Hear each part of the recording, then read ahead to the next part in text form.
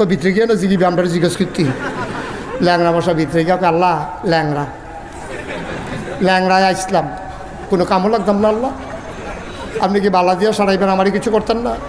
আল্লাহর খুব মায়া লাগছে, আরে তে ল্যাংরা কত কষ্ট করে আইছে। এই তুই ধরবি বট্টারে, তুই বট্টারে ধরবি যা।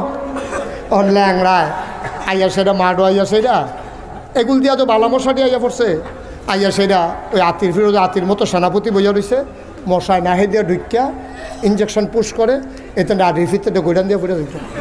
ইব্রাহিম আলাইসালাম ফিরে কাটা শুরু করলাম না, এটা নীতি ফুটেছে কিতাছে কাপড় কিতা খেলা কারো খেলা কা ফাড়ে নিও তখন বুধে আর ফাড়ে না, ফাড়লে সারে।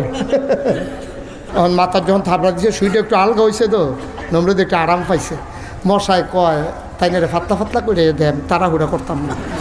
তারপরে যখন একটা থাপড়া দিছে পরে মশার শুইটা একটু আলগা হয়েছে, মশাটাকে আবার একটা দেই, হ্যাঁ বিসমিল্লা কই আবার যখন ডুহাইছে নমরুদ ডাক্তার করে আরেকটা থাপড়া দে, আরেকটা থাপড়া দিছে। মশায় চিন্তা করলো সবজি মরে গেছে তাই না আর বাসায়